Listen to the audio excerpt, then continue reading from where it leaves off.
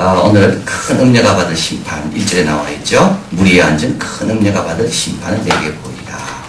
그런데 요게 이제 17장 1절에 보면 7 대접 가진 7 천사 중 하나. 그래서 7 대접 재앙은 16장으로 끝납니다. 예, 한 중순화되는 달란트가 우박 이 크기가 40에서 50kg 되는 것들이 막 떨어지면서 7 대접 재앙은 끝납니다. 그리고 이제 이 큰 섬은 3갈래로 나눠지면서 섬도 땅도 관계없이 다 사라지면서 끝납니다. 그런데 또 갑자기 17장에 와가지고 이 큰 음녀가 받을 심판에 대해서 다시 설명하고 있습니다. 왜 이게 중요할까요? 18장에도 이 큰 음녀에 대한 게 또 나옵니다. 뭘 이거 지금 이야기하는가 하면 이 큰 음녀는 어디입니까? 여기 7이란 말이 7 상이 나오죠. 7 왕이 나오고 이건 로마를 가리키는 거예요. 그래서 성도들은 로마에 관심이 많은 거예요. 로마는 어떻게 될 건가? 로마의 운명은 어떻게 될 건가? 지금 우리를 핍박하고 자기가 스스로 하나님이라고 저렇게 교만한 저 황제의 운명은 어떻게 될 건가? 관심이 많은 겁니다. 그래서 이제 7 대접 재앙을 쭉 하다가 맨 마지막에 로마가 멸망하는 것으로 대접 재앙은 끝나는데요. 그런데 17장에 와서 다시 큰 음녀에 대해서 다시 왜냐하면 이 성도, 이 서신을 받는 요한계시록을 읽는 성도들은 지금 관심이 종말보다는 이 로마에 있거든요. 그래서 이제 로마에 대한 이야기가 오늘 본문과 18장에 쭉 나옵니다. 그래서 이 로마란 말을 쓰지 않는 이유가 있습니다. 이 로마라는 말을 쓰면 위험해지기 때문에 모두가 다 아는 로마 대신의 용어, 그것이 바로 바벨론, 큰 음녀, 그것을 역시 이야기하는 겁니다. 자, 그런데 여러분 한번 보면 뭘 느끼십니까? 우리의 대상은 누군가? 우리의 싸움의 대상은 이웃집 아줌마가 아니라는 거예요. 내보다 공부 잘하는 아이 학부형이 아니라는 거예요. 직장에서 내보다 좀 잘 나가고 인정받는 그 사람이 내 싸움의 대상이 아니라는 거예요. 우리의 싸움 대상은 누굽니까? 로마인 거예요. 이걸 여기서 가르쳐주는 거예요. 그래서 요한계시록을 통하여 우리에게 가르쳐주는 것은 우리를 제일 무서워하고 우리를 제일 거북해하는 사람이 누군가? 이웃집 아줌마가 아니에요. 로마 황제. 왜 그럴까요? 우리는 황제를 무섭게 여기거든요. 우리 예수 믿는 사람이 그래야 되는 겁니다. 다 자격이 절합니다. 근데 모르드게는 하만에게 절하지 않습니다. 그러니까 하만이 마음이 편할 리가 없는 거예요. 금신상에 절합니다. 근데 다니엘과 세 친구는 절하지 않습니다. 우리는 그런 사람이라는 거예요. 우리가 상대할 대상은 누군가? 우리의 상대할 대상은 로마 황제입니다.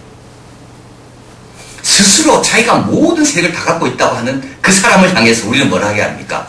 야, 너 별 일 없는 사람이냐. 가이사의 것은 가이사에게 하지만 하나님의 것까지 가이사에게 주지 않습니다. 꼭 기억하십시오. 가이사의 것은 가이사의 것을 하라 그랬어요. 로마 황제는 통치자로서 마땅히 백성들이 통치자에게 합당한 공경을 보내야 됩니다. 더 이상은 안 하는 거예요. 그래서 로마 황제가 기독교는 싫은 거예요. 왜냐하면 자기를 별 볼 일 없는 사람으로 여기니까. 그죠? 바로가 누구하고 상대합니까 지금? 히브리 산파하고 상대합니다. 히브리 산파들이 누구하고 상대합니까? 바로하고요. 모세 어머니가 누구를 상대합니까? 바로하고요. 우리는 누구하고 상대해야 됩니까? 이 대한민국이 갖고 있는 이 교육 시스템. 대학 앞에서는 쩔매는 이 큰 세력. 모든 학교를 뒤덮고 있는 진화론.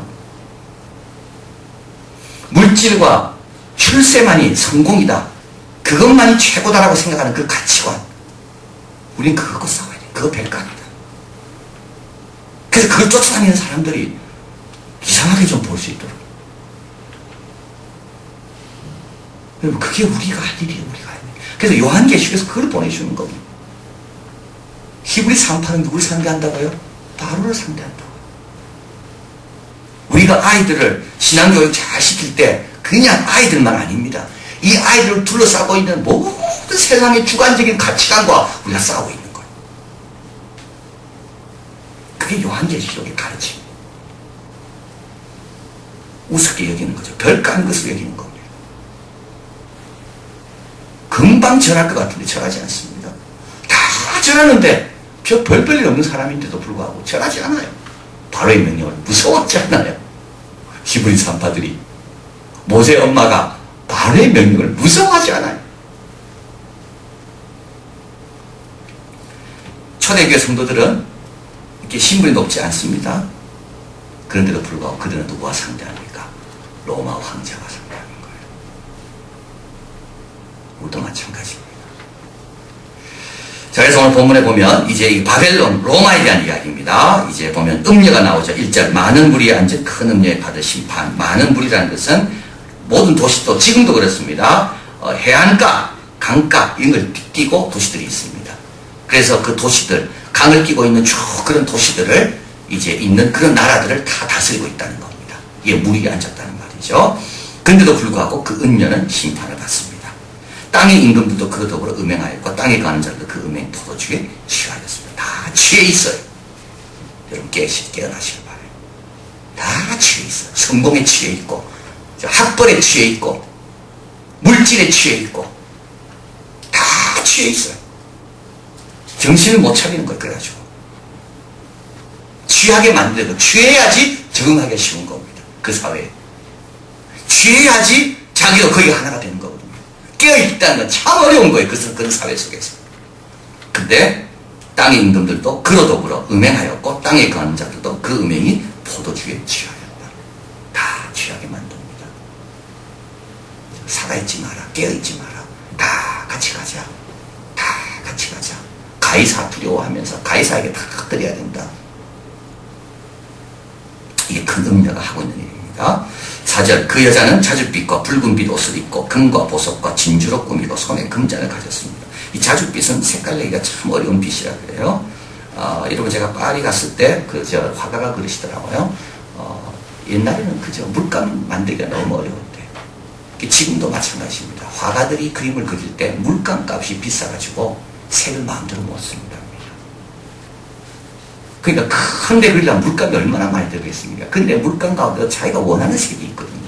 그 색을 구하려면 돈이 너무 비싸요. 그래서 초기의 화가들이 연습하고 이렇게 돈을 많이 못 벌 때는 그림이 희미해야 돼요. 물감을 제대로 못 써가지고. 근데 특별히 자줏빛, 청색 이런 것들은 조개를 빻아가지고 가루를 만들어서 그 조개 속에서 그 색이 나온다. 그게 얼마나 비싸겠습니까? 근데 비싼 거 입으면 뭐 할까요? 그 안에 뭐가 있다고요? 음행에 더러운 것들이 그 안에는 가득해. 음행에 더러운 것들이 가득해. 그거 입으면 뭐합니까? 5절 땅의 음녀들과 가증한 것들의 엄이다. 이게 이제 지금 큰 음녀에 대한 겁니다. 6절 이 여자가 성도들의 피와 예수의 증인들의 피에 취해 있다. 이걸 너무 즐기는 겁니다. 로마에 뭐가 있나요? 콜로세움이 있죠. 거기에 숨는 사람들을 짐승의 먹이로 그리고 막 찢겨나갈 때 막 피가 터질 때 사람들은 기뻐하고 환호성을 지르고 쾌감을 느끼고 그 다음에 어떻게 됩니까? 더 잔인한 걸 보고 싶어하고 더 많은 재물들이 바쳐지게 되고 이런데 취해 있는 겁니다. 이게 로마를 가리키는 겁니다. 자, 큰 음녀의 정체 9절입니다. 지혜 있는 뜻이 여기 있으니 일곱 머리는 여자가 앉은 일곱 산이요. 그래서 로마를 가리켜서 일곱 산의 나라다. 이거 딱 들었을 때 초대교회 성도들 합니다. 일곱 산, 이건 로마다. 10절 또 일곱 왕이라 여기서는 이제 황제를 가리킨 다섯은 망하였고 하나는 있고 다른 이는 아직 이르지 아니하였으니 이르면 반드시 잠깐 동안 계속하리라. 로마 황제가 계속 바뀌는 것을 이야기하는 겁니다. 3절 성령으로 나를 데리고 광야로 가니 이게 중요한 말입니다. 내가 보니 붉은 짐승을 탔는데 그 짐승의 몸에 참남된 이름들이 가득하고 일곱 머리와 열 뿔이 있더라. 뭘 탔다고요? 붉은 짐승을 탔습니다. 이 붉은 짐승이 뭘까요? 이게 바로 사탄이라고. 그 붉은 짐승에는 뭐가 가득 차 있습니까? 참남한 것이 가득 차 있습니다. 하나님을 조롱하는 것이 가득 차 있습니다. 오늘날 하나님 조롱하는 과학자들은 얼마나 많은지 몰라요. 이 짐승을 타고 있는 거예요. 하나님을 조롱하는 부자들은 얼마나 많은지 몰라. 다 짐승이 올라타고 있는 거예요. 정직하면 그래 될 수가 없습니다. 솔직하면. 승자의 뇌라는 책을 읽고 있는데 지금 거기 참 중요한 내용이 나와요. 보통 엄마 아버지가 천재잖아요. 그 아이들은 대부분 실패합니다. 왜 그런가? 엄마 아버지의 기대 수준이 너무 높다는 거예요.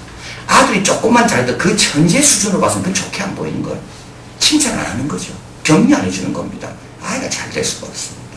근데 대부분 성공한 사람들은 작은 것들, 사소한 것들이 쌓여져서 잘한답니다. 피카소 이야기를 듭니다. 피카소는 자기가 천재라 생각했어요. 자기 아들이 손자들 데리고 자기 집 앞에서 기다립니다. 안 만나줍니다. 감을 지르고 그 아들이 정신병으로 죽습니다. 그래서 그 아들이 그렇게 부족했을까요? 근데 아버지가 보기는 부족한 거예요. 그런데 이 책에서 더 중요한 거는 대부분 성공한 부모들은 사다리를 가린답니다. 다시 말하면 자기가 어떻게 해서까지 올라왔는지를 다 가린대요. 스스로 큰 것처럼 이야기한대요. 그래야 자기가 빛나니까. 그게 대부분 인간이 그렇다는 거예요. 내가 이렇게 넘어진 때 누가 붙들어줬다, 누가 격려해줬다, 누가 기도해줬다, 이런 말 하면 애들이 격려가 될 거예요. 와, 우리 아버지도 넘어질 때 있었네. 우리 아버지도 그걸 다 이겨서 이곳까지 온 거구나. 근데 그런 거 다 감춘다는 거예요, 사람이. 그리고 아이가 한 작은 거는 자기 수준에 비하면 너무 부족하다고 자꾸 인정을 안 해주고. 인간은 솔직하지 않습니다. 어디 가서 누가 묻습니다. 여러분에게 어떻게 이렇게 됐습니까? 여러분 꼭 이렇게 이야기해 주십시오. 우리 목사님 기도 많이 해서 됐다. 그래 말하는 사람 거의 없습니다. 자기가 이상하게 보일까 봐. 제가 상민한테 하는 이야기가 늘 있습니다.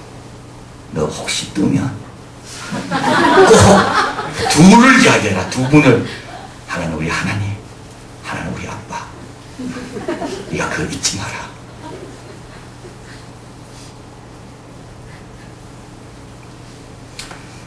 참남한 이름들이 가득하고 그 위에 올라타고 있는 거예요. 그러니까 하나님은 공정하지 않습니다. 그 위에 딱 올라타고 있기 때문에 하나님 조롱하고 꼭 그렇게 해야지만 자기가 꼭 하나님 조롱하고 그렇게 해야지만 자기가 뭐 의식이 있는 것처럼, 자기가 뭘 많이 배운 것처럼, 자기가 뭐 대단한 것처럼, 배짱이 있는 것처럼 그렇게 보인다니까요. 세상은 그렇게 우리를 가르치고 있습니다. 근데 그 뿌리가 누구냐? 그 뿌리는 바로 이 붉은 짐승이라는 거예요. 근데 인간이 조금만 정직해지면요, 광야로 나가보면요 아는 겁니다. 성령으로 인하여 조금만 깨닫기 시작하면 남 앞에 뭐라 인정받냐, 그 아무것도 아니라는 것을 알게 되는 겁니다. 정말 중요한 것은 내 내면이고 내 깊인 것이 남이 나를 어떻게 말해주는가, 그거 아무 소용없다는 것을. 그게 어디로 나가야 돼요? 성령이 나를 데리고 광야로 데리고 가시는 거예요. 그거 가면 보이는 거예요. 그거 가면. 근데 여기 있으면 취해 있는 거예요. 막 취해 있기 때문에 하나도 안 보여. 하나도 안 보여. 계속 취한 사람만 보고 사는 거죠. 계속 취한 사람만 보다 보니까 내가 취한지, 취한 게 문제인지 모르는 겁니다. 광야로 나가면요 정신이 드는 거죠. 자, 그래서 여기 짐승이 있는 겁니다. 내가 여자와 탄자의 7물에 10뿔 가진 짐승의 비밀을 내게 보이리라. 여기서 말하는 짐승과 붉은 짐승은 또 다릅니다. 여기 짐승은 이제 황제를 뜻하는 겁니다. 넘어갑니다. 10뿔이 나옵니다. 12절에 내가 보던 10뿔이 열왕이다. 아직 나를 얻지 못하였으니 다만 짐승으로 더불어 임금처럼, 여기서 짐승은 황제입니다. 임금처럼 권세 일시 동안 받는다. 그래서 열왕이죠. 로마 황제의 이렇게 봉신처럼 살아가고 있는 열왕들. 저희가 한 뜻을 가지고 자기 능력과 권세를 로마 황제에게 다 줍니다.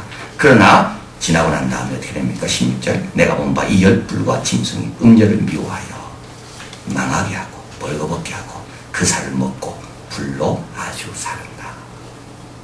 그래서 결국은 큰 음녀는 이들에 의해서 어려움을 당한다. 이건 이제 우리에게 말씀합니다. 그 다음에 5번째 아마겟돈이 또 나옵니다.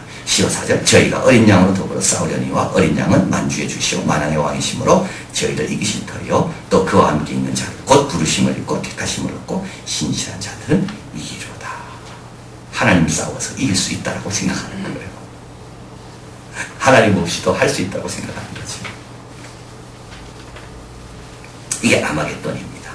그래서 이제 6번째 대접장이 부어질 때 모든 나라들이 하나님과 더불어 싸우려고 아마겟돈에 모이잖아요. 이제 그 이야기를 여기서 하고 있는 겁니다.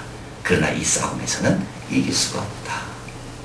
아무리 짐승이 수백 왕들이 모인다 할지라도 만주의 중이요 만왕의 왕이신 그분을 이길 수가 없다. 자, 교훈해봅니다. 뿌리는 하나죠. 7왕든 10뿌리든 그 뿌리는 다 용입니다. 짐승입니다. 사탄입니다. 교만입니다. 탐심입니다. 여러분 조심하십시오. 탐심을 조심해야 되는 거예요. 십자가를 바라봐야 돼요. 어느덧 탐심이 누룩처럼 번져 있는 거예요. 모든 동기는 사실 탐심 아닌가요? 그러다 보면 붉은 짐승 올라타는 거예요. 세상의 조롱과 핍박을 세상은 즐깁니다. 우리 예수 믿는 사람들을 조롱하는 걸 참 좋아합니다.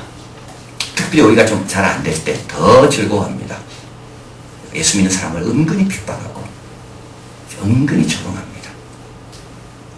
얼마나 많은 조롱 우리가 받고 있는지 몰라요. 근데 꼭 기억하시길 바랍니다. 노아가 방주 만질 때 얼마나 조롱 많이 받았습니까? 근데 노아는 중간에 멈추지 않습니다. 끝까지 가는 겁니다. 꼭 기억하십시오. 지금 그렇게 수고하고 방주 있다가 다쳤겠죠. 방주 있다가 애가 넘어지기도 했겠죠. 그때마다 사람들이 노아를 향해서 야, 네 하나님이라 하는데 뭐 다치기도 하냐.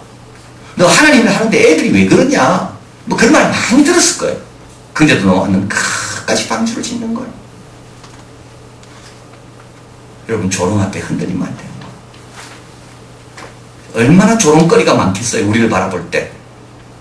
그들이 우리를 바라볼 때 얼마나 조롱하고자 하는 그런 그 자료들을 많이 갖겠어요. 그들이. 근데 우리는 흔들리면 안 돼요. 노아를 기억하시고 끝까지 가는 거예요. 끝까지 순종한다고 뭐가 생기고 얼마나 많겠어요. 그리고 하나님을 바라봅니다. 17절 앞에 적어놨는데 같이 읽어봅니다.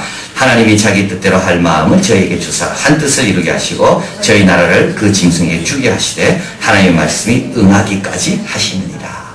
우리 하나님은 다 주관하고 계시는 겁니다. 이 준다는 말이 참 중요합니다. 하나님 주지 않으면 그들이 받지 못하는 거예요. 근데도 그걸 모르면서 사용하고 있는 사람이 얼마나 많은지. 근데도 하나님은 하나님의 역사를 이루어 가기 위해서 어떤 사람에게는 건강도 주시고 지혜도 주시고 그런 걸 주시는 거예요. 그러면 우리에게는요, 자녀들에게는 더 귀한 걸 주시는 거죠. 자녀들에게는 더 귀한 걸 주시는 거예요. 너희가 어찌하여 이사야 적어드렸죠? 양식 아닌 것을 위하여 은을 달아주며 배부르게 못할 것을 위하여 수고하느냐.